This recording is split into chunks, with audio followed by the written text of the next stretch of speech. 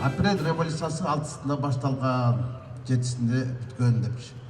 Мен бұл пикирге кошулбай турам да. Апрель революциясы 6-сында башталып, 7-сінде бүтүп калган жок туугандар. Ал 24 март 2005 жылы башталып, 2010 жыл 7 апрелде бүтпөдү. Бакиевдин бийлиги революциянын идеяларын урдап кетип, бийликти узурпациялап кетпеди. Анан ушул жерде туруп алып, 2010 жылдын 17 мартында мен так эсимде ушул жерде ал кезде бириккен элдик кыймыл деген болгон. Билесиздер да барыңыздар. Бек деген болгон. Ошол бектин башында мынау Алмазбек Шаршенович турган, Өмүрбек Текебаев, Роза Отунбаева, Темир Сариев окшогон кыргыздын бир топтун чыкма жигиттер болгон. Азыр ошол бектер эмне болду? Бек деген жок азыр.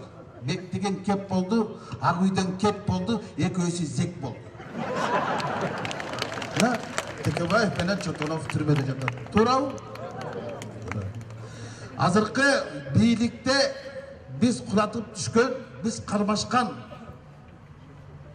адамдар эмес, тескерисинче Бакиевге жармашкан адамдар отурат. Азыркы өкмөттө бир дагы апрель революциясында катышкан адам жок. Жалаң жармашкандар отурат, кармашкандар эмес.